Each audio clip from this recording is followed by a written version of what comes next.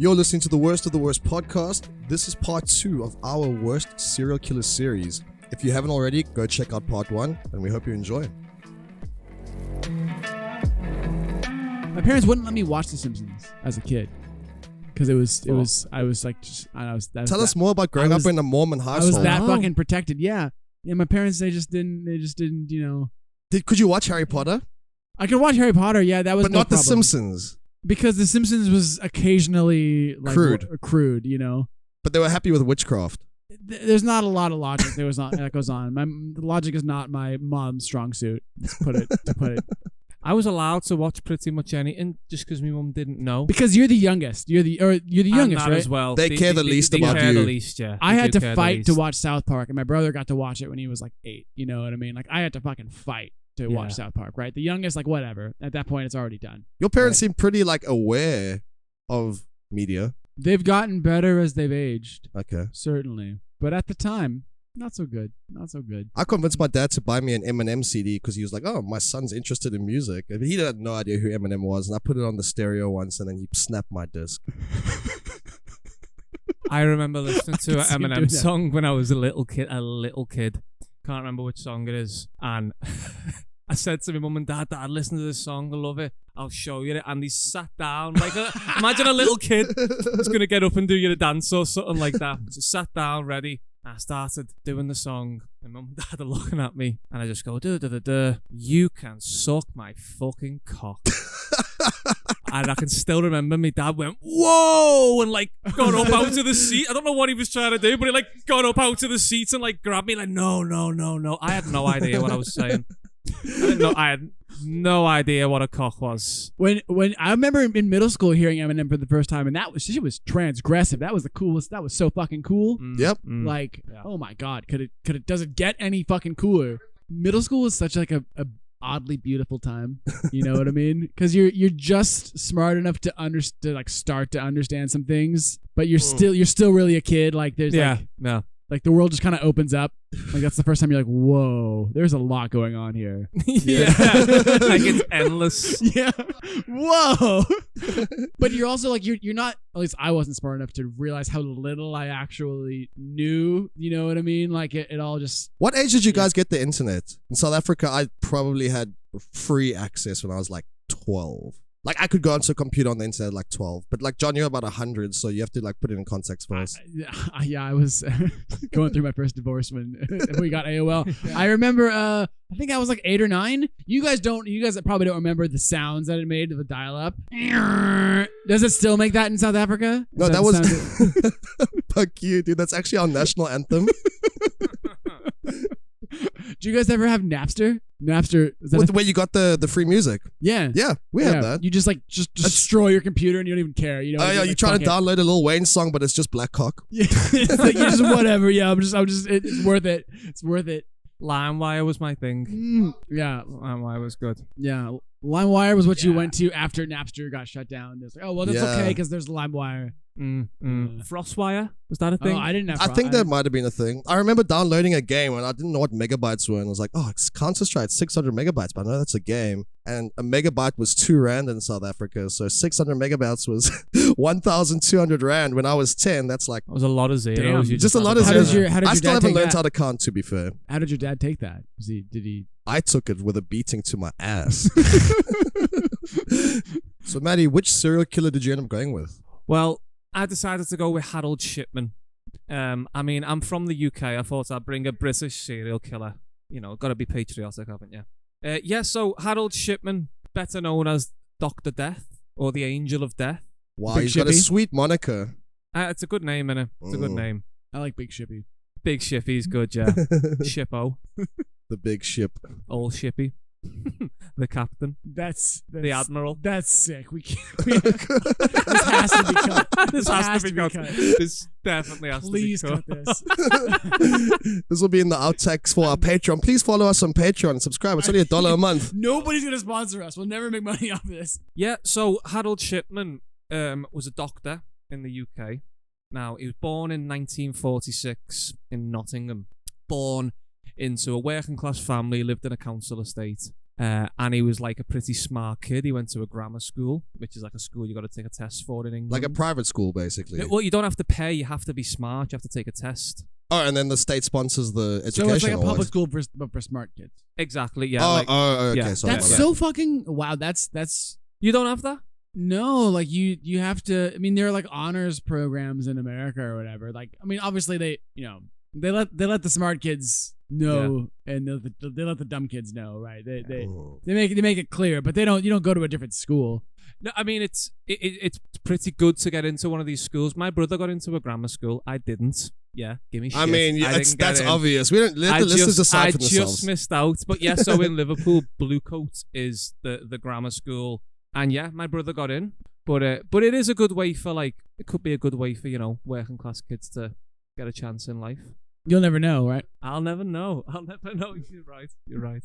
Was Shipman's family like a wealthy family or middle class family? No, his dad was a lorry driver, I Okay. believe, and his mum, I can't remember what his mum did. And a lorry is an American truck, right? Yeah. Okay, and a South African bucky. All right. A Okay. bucky. A bucky. A bucky. A bucky. BAKKIE. A bucky. A bucky. Fuck It you. sounds like, that sounds like a little kid's word, like a bucky. It just sounds like something. Okay. Truck. Truck. Yeah. Sorry, Get man. in the truck. Get in the truck, boy. Sorry, Maddie, continue. Yeah, so born in Nottingham to a working class family, his parents were devout Methodists, apparently. And he went to a grammar school, very capable young man, good at sport, was known to be a bit of a recluse, but was quite a fairly popular, competent, smart, sporty young man and that. Charming? I don't know if he's like Ted Bundy kind of charming. Sure. But definitely, yeah, he was well liked. Okay. He was definitely well liked. And then his mum died when he was 17. His mum was terminally ill. I think she had lung cancer. And it's often talked about because he was very close to his mum, and the doctor would make home visits just as he would later do, and would give morphine to his mum, which was also Shipman's method of killing people. He would give people lethal doses of morphine later on. But that's what this doctor would do with his mum. So it often gets talked about because maybe this was some early exposure. Of course. I mean, look, I also think he was probably born a monster as well. Yeah. But something may have went on here.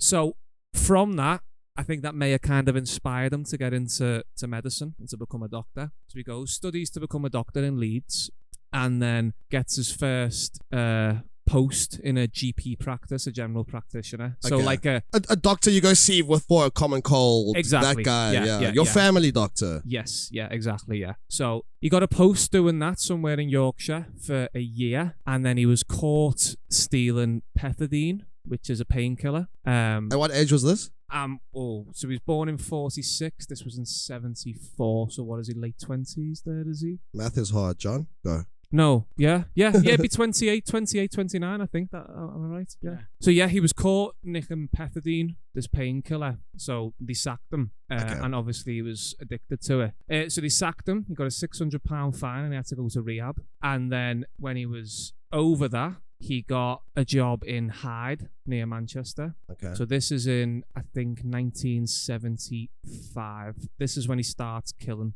So his killing span. Sorry if I may interrupt. So how long was he a general practitioner before they estimate he started killing? I think it started pretty much straight away. Oh, fuck. Okay. Yeah, so I don't think he did it in his first post. Okay. Where he was at just for a year. Yeah. If he did, they haven't found out. Yeah. But no, I think it starts when he gets the post in Hyde. Okay. So he's killing people from 75 to 98.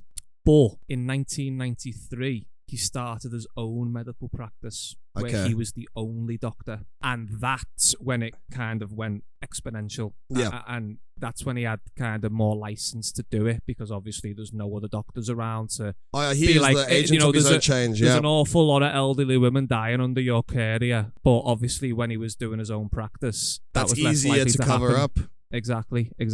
So he, all in all, from the years that he was a GP, 498 people died in his care. Fuck. And how many of those do they reckon are intentional? So the police say that they can prove that 218 were definitely killed by him. 218. Yeah, and then because obviously there was probably more, but it's difficult to prove. If you go on Wikipedia, it will say estimated 250. Sure, yeah. That's the number that gets thrown around as 250, but they claim they can prove 218. I'm sure you will maybe explain this later, but how many was he convicted and how many was he convicted of killing? Like how much? So initially, I think he was charged with, I think it's 15. Still quite 13 high. or That's 15. still quite fucking yeah, high. so Jeez. he was 15 too many. 15 Yeah. too many. Fuck. So they did an investigation on him, which came back with that they didn't charge and they didn't prosecute. So he was first reported by, I believe it's a taxi driver who was often like taking old women to To the and doctors, from. stuff and that, yeah, stuff like that. And he was noticing like a lot of these women were dying. And also the local funeral home as well. Oh wait, so this was a regular taxi driver that would like he Yeah. was a frequent hospital drive-by Yeah. taxi. Yeah. Okay, fuck. Okay. So Sorry, he continue. reported them to the police, and also so did the local funeral home, who again were just like this unusual number of people, almost always elderly women. I think 80% of his victims are elderly women. I feel like unusual is understatement of the year, dude. Yeah, What yeah. the fuck? An awful lot. I mean, these women would be found dead in their chairs, on their sofas, whatever, like sitting up, fully clothed, which apparently is a very unusual Way to go. Yeah, like not in bed, all in the same kind of circumstances. Sure. But yeah, so they first reported him. Police investigated it, but didn't tell him that they were investigating him. Okay. And it came back with nothing. So basically what he would do is he would go and pay these home visits, and then he would give them lethal doses of morphine. And then he And was it always morphine? So in the last case, the last known case, the one that he really fucked up on and got caught for, they found traces of heroin Heavy. in her bloodstream. And he claimed that she was a heroin addict, which if you look at this woman is fucking laughable. Like she's just a normal old woman. Run-of-the-mill housewife. Or Yeah, exactly. granny, Yeah. Like typical nan type of thing. And he claimed that she was, going to drug Cosmetic dealers and addict, buying yeah. heroin. Yeah. But I think his favorite thing was morphine. Yeah. So he'd give a lethal dose of it, and then he was responsible for the death certificate. So he would falsify it after the fact, after the event. Yes, yeah. And claim poor health, which actually wasn't true. Would the coroners not find an excessive amount of morphine in their systems? Like, surely, do they not perform autopsies? Or is he the one performing the autopsy? Or like, how does that work? I think he's the one doing this stuff. That's the problem. Fuck. So I'm not 100% certain on that, but I think that is the problem, is he is responsible for the death certificate. That's why it was so Sure, easy so he for wrote him. it That's all changed. So in the aftermath of this case, that's now changed. Yep. And the way death certificates work in the UK are different now because of this. A few things happened after this. So like apparently like solo GP surgeries are not illegal, but because of all the like safeguard and stuff now in place for like monitoring each other, they don't really happen. Do you think he was the one that set the precedent for that? Yes. Okay. Yeah. Apparently, yeah. Apparently there was even a bit of a problem afterwards with doctors under prescribing drugs because they were so Fearful. Exactly. Yeah. So the first investigation comes to nothing, and then one of his patients was a woman called Kathleen Grundy, and he tampered with her will. So she was not going to leave any money to her children, and she was going to leave £386,000 to Harold Shipman. Now, I don't think that was like I don't think he did that. That was his motive for killing. I don't think he got into serial killing to take wills. Because they would have picked that up earlier. They would have picked that up earlier. I think he got like a bit arrogant by the end of it. He's untouchable. He's Yeah. Dr. Death. I mean, Yeah. after you're 200 something, you got to think yeah. All the police or the people who've dealt with him say that he is really arrogant. Like he just speaks down to them. He believes he's so much smarter than them and stuff like that. I mean, at that point, you're playing God. That is what you're doing. Right. He is, The yeah. arrogance comes with the territory. Yeah. So Kathleen Grundy's daughter went to the police saying that this was very suspicious, that all the money was left to the doctor. So the police reopened the investigation, and then he was found guilty of, I think it was 15 murders obviously there's been investigations done since which have found that there was a lot more than that. A lot more than that. A lot more. So he killed himself in prison the day before his 58th birthday. Do you know how? He hung himself with his bed sheets. Oh, wow.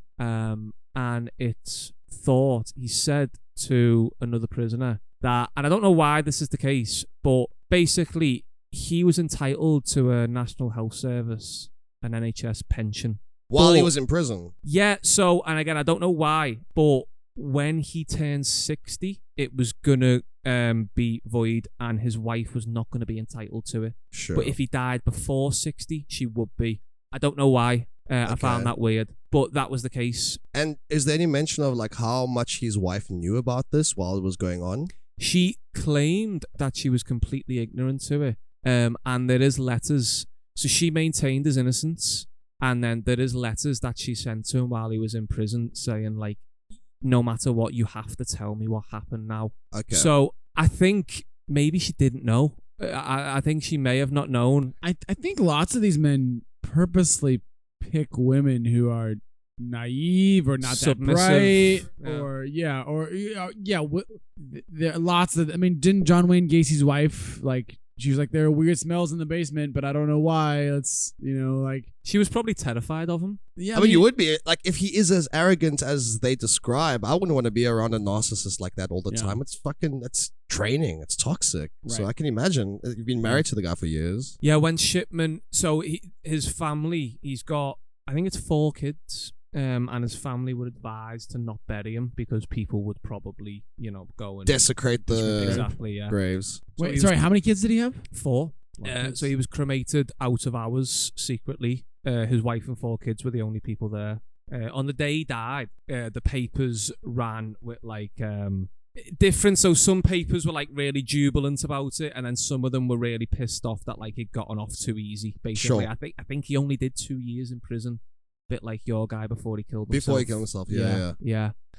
So a lot of people were pretty angry that, obviously... He got away with it, basically. Yeah, he didn't get his just punishment. But he's a fucked up one, because I was looking, like, at the stuff that I read and watched. I was trying to see, like, what's his motives and stuff, and it does just seem that he was malicious, evil, enjoyed the power. Some people also spoke about how, like, it might have just got to the point where he was doing it that much, and it was that easy, that it was like literally, and this is mad, but it was just easier to kill them than actually treat them and work with them for an extended period of time. Again, it comes back to that like arrogance. It's like I couldn't be asked dealing with these patients and their problems and their complaints. If I just killed them, it'd be done. And obviously he gets some sick pleasure out of it on top of that. Like, we don't discount the psychopath element. Of course.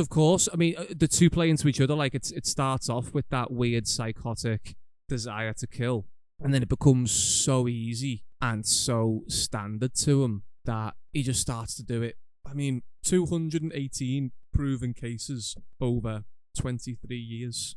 He was killing around about 10 people a year. Am I right? Have I just done my maths right? Why are you looking at me? I don't know. None of us here are fucking math majors, but yeah, let's say that math, 10 people a year. That's still. Let's say he's killing around a person. Sorry. It's 218 over 23 years. Yeah, about 10 a year. Yeah. So yeah, like one a month, less than 1 a month. Yeah. So it's so normal to him to do it. Like, it's just nothing to him. All of his suspected victims are the elderly, the frail, the sick. His youngest known victim, is... Well, so it's believed he may have killed an infant, but it's not proven. But it's believed he may have killed a sick infant. But he also killed a 41-year-old man who I think was severely disabled. And was it usually women? 80% of his victims are old women. Morbid. Yeah, and he's a doctor. Yeah, exactly. That's the thing. He's the person that you, doctor. the one person you trust in your society, the one person that's meant to be good and look after you. Made an oath to fucking help people and make them better. And he's taking that power and abusing it completely and thoroughly. How many of his victims were terminally ill?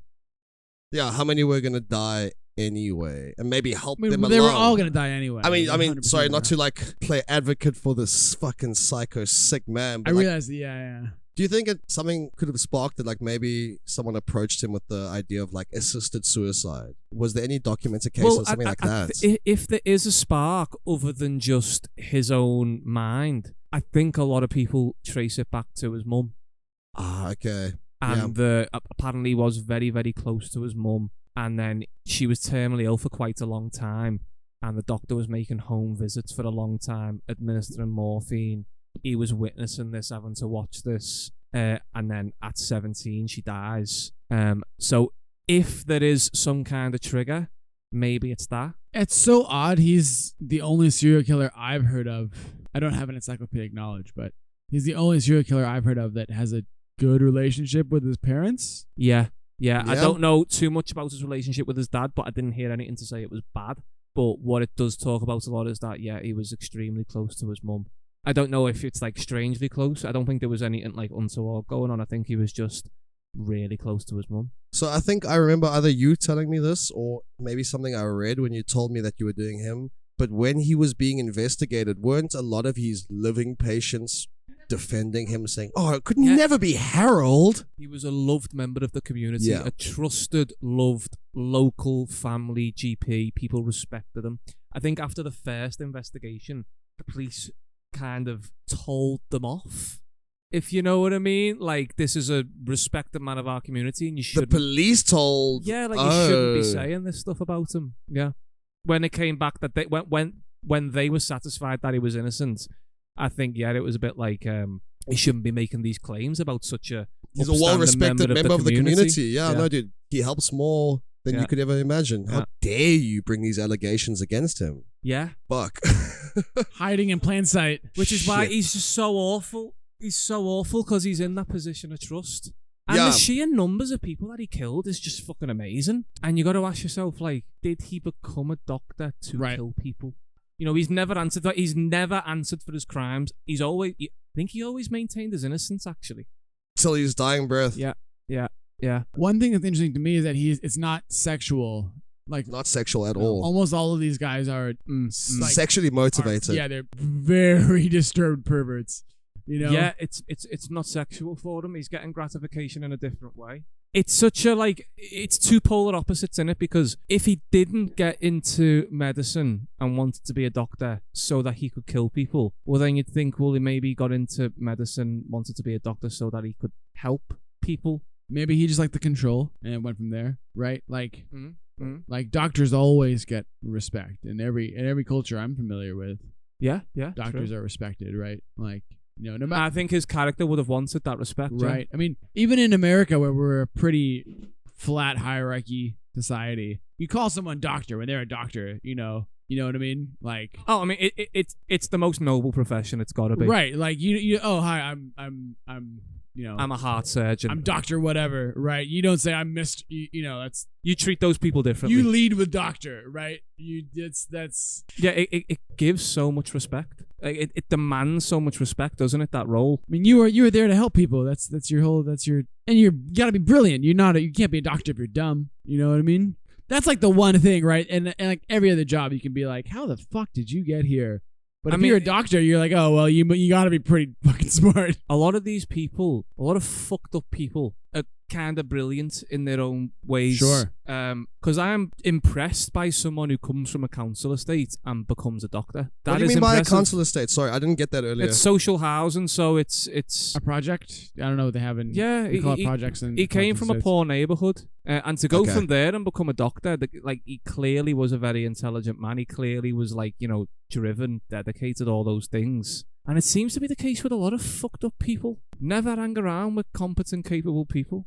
Don't worry, Yeah, we don't have that fear here. not a problem here. None of us are competent. Not Not at all. not a problem I have. Hang around with degenerates and you'll be I came safe. to Vietnam for a very specific At reason. least, okay, and like I know this is more serious, but at least with degenerates, you know what you're getting. Yeah, what you see is what you get, because they ain't got the capacity for anything else. It can't possibly be. We just listened to the Toy Box Killer. I don't know anything about your killer. I would rather get killed by Shipman than by the Toy Box Killer. Yeah. 100%. Me too. But I think Harold Shipman is the worst serial killer. Just for the fact of the abuse of the position and the sheer amount of people that he killed. If I'm not mistaken, if you have like a morphine overdose, you don't feel any pain. I mean, I've spoken to heroin addicts or former heroin addicts who, like, heroin sounds pretty nice. Like, it sounds, I've heard it described as kissing God on the face. Like, I can only imagine. It's got to be the best thing you've ever experienced if you were to do it. I can think. I can only imagine. One day, I did meet a guy once in Myanmar. He was there. I think he was from Scotland. I can't remember. It was his birthday was coming up, and I was like, "Oh, what are you gonna do for your birthday?" He's like, "Oh, I'm gonna go to the Golden Triangle, and I'm gonna find heroin." Okay, man. I hope you I hope you do. I guess. I hope you get your heroin, bro. All right, yeah. I guess that's really what the heart is set on. Then okay, yeah. I hope you find what you're looking I for. hope you get it. Yeah, I hope you don't get fucking shot. Chase the dragon, mate. Yeah. Exactly. Yeah. Chase it, man. I hope you get it. Well, I took a different track with my guy. Not only is he super prolific, at least 143 murders, at least. They think over 193 victims alone of murders alone. He was raping and torturing people for a decade before that. Hundreds of rapes and tortures before he decided to actually kill them. Fuck me. Jeez. Yeah. So he's 193. So on Wikipedia, victims are 193 plus. He was convicted of 142. So 142 that he was found guilty of. Convicted. But he started killing in 92. He was doing the raping and torturing since the 80s. Fuck. The reason, besides his prolificacy, which is pretty impressive if you want to use that word, I chose him for the worst because he's also actively not a very good serial killer. So he falls into the worst category for being the worst. He's the worst as far as he killed a shit ton of people, way more than Maddie's ever killed. And he's yet. And not only that, but he's actively not very good at it. He's not a Harold Shipman sort of character. He's not a David Parker Ray sort of guy where he's actually like a calculated. So what's the story then? So he starts. Sorry. Let me give you his background. You guys are asking a ton of questions that I don't have the answers to. So I have my little notes, but you guys are going into such detail. I'm like, oh shit. John's got one piece of paper just by itself ripped out of someone else's notebook. Folded up 8 times. and he's wrote on about a fifth of the paper. It's like if you were taking notes in history in grade 3. It was. Matt watched me take it. He was shaking his head the whole time. So this guy, his name is Luis Garavito, known as La Bestia or the Beast. He operated another sick moniker, by the way. Sick moniker, right? He operated in Colombia predominantly, but he also murdered in Venezuela and Ecuador. They think he was convicted, like I said, on 143 murders, and an international killer nonetheless. 143 murders, 193 plus likely, but we don't know. So like all these killers, right? He was operating in a conducive environment for murdering, right? Colombia's been in a civil war for a very long time. He was picking up on street urchins, predominantly. Again, another common theme: people that wouldn't be missed in society. Men and women. No, he only targeted young boys, predominantly under 15, as far as I can tell. And was it of a sexual nature? Absolutely. So he had a very, very troubled upbringing. And of course, it's hard to tell the fact from fiction, but the stories go that he tried to protect his mother, who was cold and abusive herself, from his father, who was drunk and abusive. So his father tied him to a tree and beat him mercilessly. So his father tied him to a tree and beat him. He was raped by neighbors. He was moved around all the time. He was short and ugly and made fun of constantly. He just had a very, very miserable existence. Yeah. And of course, this is in war-torn Colombia, right? So he grew up in abject poverty. Yeah, intrinsic and extrinsic factors completely. It is, I mean, obviously the man is a monster, but it's hard not to read his background and think, like, Jesus Christ, like, you poor kid. Little hope. To give you a little background, when he attempted to assault a young boy when he was like 15, and his dad beat him for not assaulting a woman. No. Wow. You say assault as in sexual assault. Sexual assault, yeah. Like, So it's not the fact that you sexually assaulted someone. it's not the fact that it you was tried with to a rape boy. somebody. It's the for fact it's that you're you, gay. It's that you're gay. Yeah. That you're gay. Fuck's So you can just see how it would take off from there. It only got worse. Apparently, he tried hard in school, but was very frustrated by how slowly he would grasp things. Yeah. He seemed to know how capable he was. Yeah. Have an awareness of or how little he actually could grasp.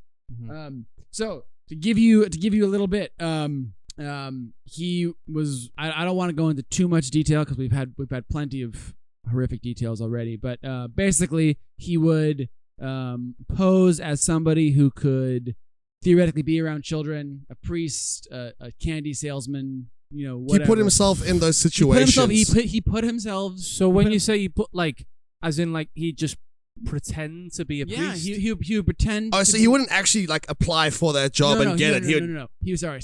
That's good point. He would pretend to be somebody. He would sit outside of schools, waiting for boys to present themselves, essentially. Yeah.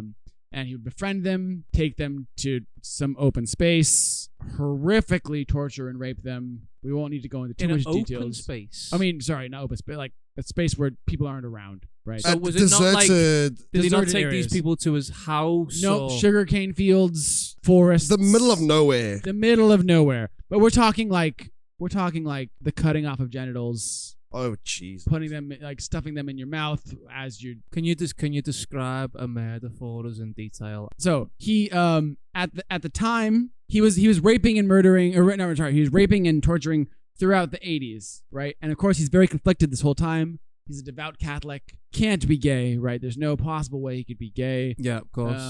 He had relationships with women that he never was able to consummate because he can only get hard when he's like actively like pursuing his dark side. When he's being sadistic or when he's being with a man? sadistic, right? Yeah. With a young boy. So let's see. How young are these boys, John? Under 12. Yeah. I mean, anything that classifies a young boy is too young. Yeah, I mean, I'm not saying like there's an age where it's fine, not as bad, but like just to get an idea. The thing is, he wasn't very good at this. He I mean, he's doing it in a fucking war-torn country, I suppose. Like, so people they have better things. Like the police. Women started noticing their children were missing. Is what happened. Women started noticing their children were missing. So he was collecting documents. He was collecting tickets the kids had, receipts, clothes, identity cards, toes, you name it. Did you say toes? Toes, yeah, toes, like on your feet. So he's just bad at it. He frequently got hurt assaulting these kids because they would fight back, and he would. And how old was he at the time?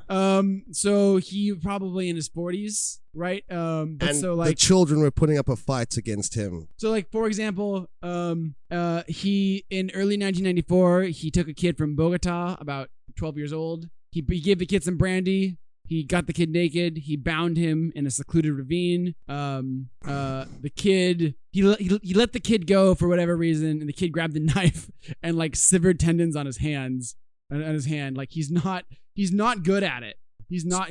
So yeah, he's pretty shit at doing what he does. Normally, he would tie them up. He would get pretty drunk himself on the cheapest brandy he could find in Colombia. Yeah. He would often masturbate over them. He would then usually... Sorry.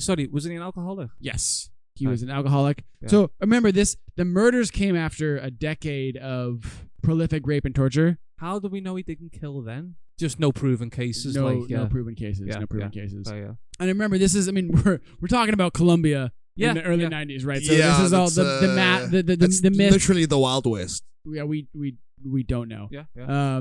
So okay, we want to get into it. The child would endure prolonged rape and torture by having the hands, feet, and buttocks stabbed with a screwdriver. Oh, he would place God. broken blades in between his fingers and flay the skin of the children.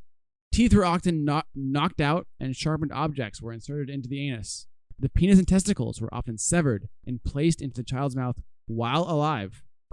Burned with a lighter, stomped on.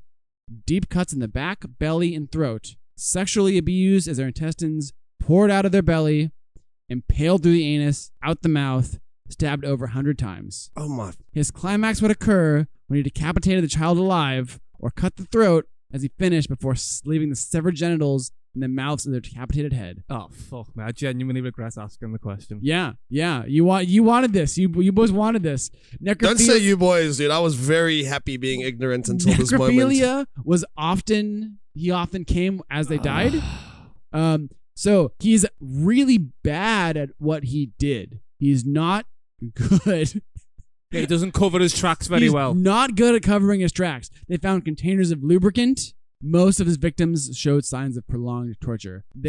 Originally, some kids were playing soccer in a field, or football, as Maddie would say, and they found a dead body. So he didn't even bother to get rid of the bodies. This dude was genuinely not a very good serial killer. He was not I mean, to be fair as well, he's an alcoholic.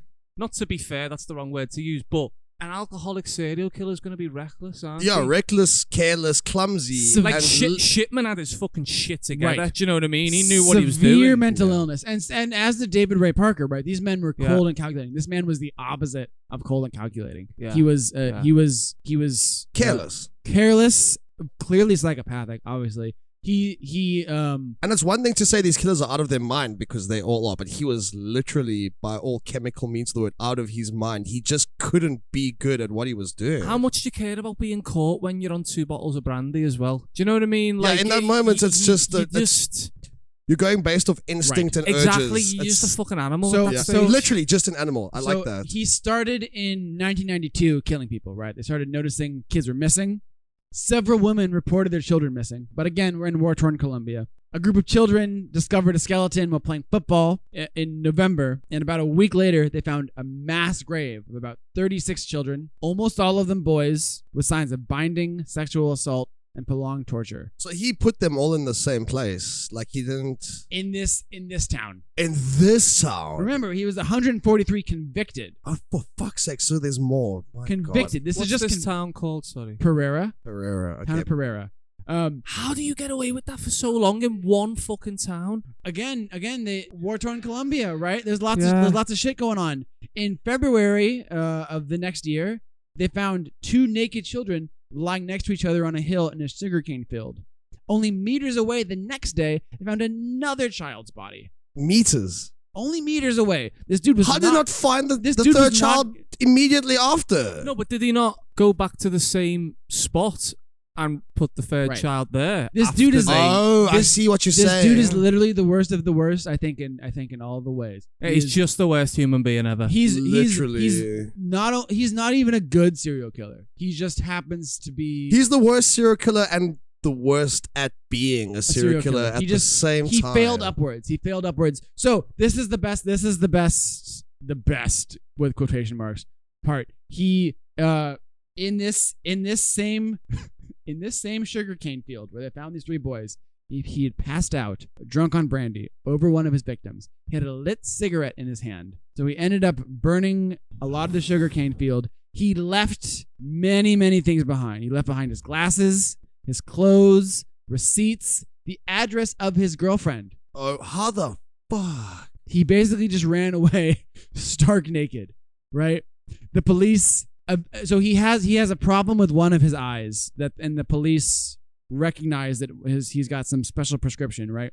They initially suspected another pedophile in the area, but they took this pedophile into prison. Kids kept disappearing. So clearly not him. Clearly not him. They caught this man, Luis Garavito, because he was attempting to murder another child who got away. While he was torturing this child, another kid came up onto the scene, began throwing rocks at Luis, and then both this other child. Help the child. Both of the boys ran away. What a sick kid. Luis was chasing after them, ended up running into a girl who he asked the girl where the boys went off to, right? She directed him into the woods and he got lost. That's how they caught him. They caught him because he had failed at the only thing he enjoys doing. He's such a scummy piece of shit, isn't he? Yeah. I mean, scummy's an understatement, but like obviously because he's doing horrific stuff, but he's also just a fucking piece of shit. Right. So in Colombia at the time, and this is where my notes actually do come in. Colombia law limited imprisonment to 40 years. You can only be in prison for 40 years. And what year did he get apprehended in? In 99, I believe. They don't have the death penalty? No death penalty. I just had to Google a picture of him. I had to put a face to him. At the age of 9, he was 42 years old. Yeah, he looks middle-aged when he got caught. And you know what, 40 years, you can still get out when you're 80. I don't know much about the Colombian law system, but do they have early release for good behavior? So he led them to a lot of the bodies. So it's like a plea deal. It was reduced significantly to about 22 years. He will be let out in 1 year. So this man is going to be on the streets again. That's fucking they have ridiculous. since Unacceptable. That's they have stupid. since changed the law. But he is not only the worst serial killer as far as the body count, right? Beyond just the murders, the rape and torture for a decade preceding the murders, right? He's not even good at his job. If he had been in a developed country that wasn't torn by war, that was my thought. I wanted to bring this up earlier. It's like, if any slightly more developed country, he would not have got nearly as close to as successful at what he was doing. He wasn't even good at it. He literally left behind in this fire that he started from passing out drunk. He left behind his money, glasses, shorts, shoes, underwear, and a note containing his girlfriend's address.